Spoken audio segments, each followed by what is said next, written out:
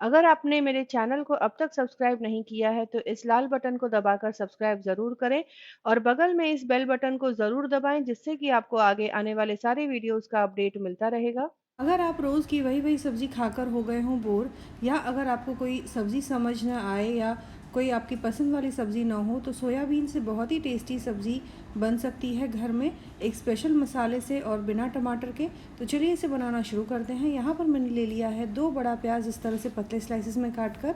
फिर इसमें डाल दूँगी 1 इंच अदरक का टुकड़ा और 10 से 12 लहसुन की कलियाँ।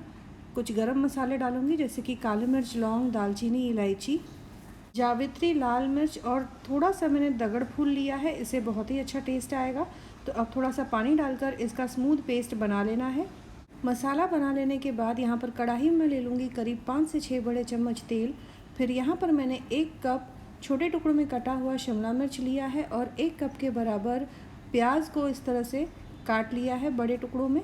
फिर इनको थोड़ा सा मैं फ्राई कर लूँगी, तो इससे बहुत ही अच्छा टेस्ट आएगा सब्ज़ी में। मीडियम आंच पर इन दोनों को अच्छा सुनहरा होने तक फ्राई कर लेना है।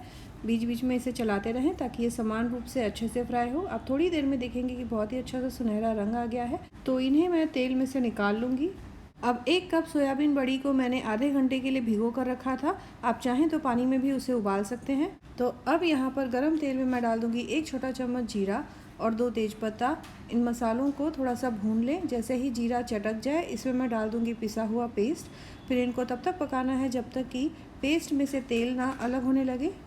अब इस पेस्ट को लो से मीडियम आंच पर बीच बीच में चलाते हुए भून लेना है ताकि ये अच्छे से भुन जाए। अब यहाँ पर मैं कुछ सूखे मसाले डालूंगी जैसे कि हल्दी पाउडर और कश्मीरी लाल मिर्च पाउडर, तो ये भी साथ में भून जाएंगे तो करी में बहुत ही अच्छा सा कलर आ जाएगा। पेस्ट को भून लेने के बाद अब यहाँ पर मैंने आंच को बंद कर दिया है। मसाला थोड़ा ठंडा कर लेने के बाद 1/3 कप के बराबर मैंने गाढ़ी दही ली है, उसे डाल दिया है।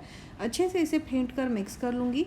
तो इस तरह से दही जो है मसाले में अच्छे से मिक्स हो जाएगी। फिर आंच को लो से मीडियम फ्लेम पे रख के फिर से भूनना है जब तक कि इसमें से तेल ना अलग होने लगे। अब यहाँ पर मैं डाल दूँगी मीट मसाला आधा छोटा चम्मच, इससे बहुत ही अच्छा फ्लेवर आएगा।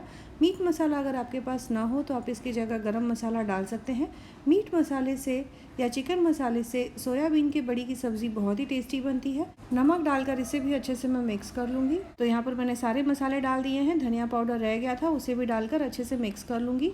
तो यहाँ पर आप देख सकते हैं बहुत ही अच्छी सी चमक भी आ गई है मसाले में। तो अब यहाँ पर इसमें मैं डाल दूँगी सोयाबीन की बड़ी जिसे भिगो कर रखा था। आप चाहें तो इसे प्याज और शिमला मिर्च की तरह फ्राई भी कर सकते हैं, या इस तरह से भी आप मसाले में डालकर करीब 2 मिनट के लिए मीडियम आंच पर भून लें। तो इस तरह से मसाले का पूरा फ्लेवर जो है सोयाबीन की बड़ी में अच्छे से एब्जॉर्ब हो जाएगा। इसे अच्छे तरीके से भून लेने के बाद इसमें मैं डाल दूँगी तला हुआ शिमला मिर्च और प्याज, इसे भी अच्छी तरीके से मिक्स कर लेना है। फिर इसके बाद इसमें मैं डाल दूँगी 2 से ढाई कप पानी।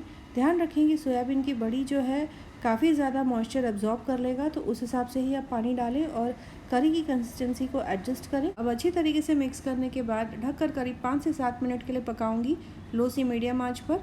थोड़ी देर में आप देखेंगे कि हमारी जो करी है काफ़ी गाढ़ी हो गई है और पूरी तरह पक गई है।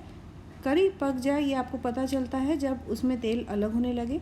तो यहाँ पर सोयाबीन की बहुत ही टेस्टी सी सब्ज़ी बनके तैयार हो गई है। ऊपर से आखिर में बारीक कटा हुआ धनिया पत्ता डालकर गार्निश कर लूँगी। तो झटपट बहुत ही टेस्टी सी सोयाबीन की सब्ज़ी बनके तैयार हो गई है। आप इस रेसिपी को ज़रूर ट्राई करें और कमेंट करें अपने एक्सपीरियंस के बारे में। दोस्तों और रिश्तेदारों के साथ भी इस रेसिपी को ज़रूर शेयर करें। मिलते हैं अगले एपिसोड में इसी तरह से एक और नई टेस्टी रेसिपी के साथ। Thanks for watching.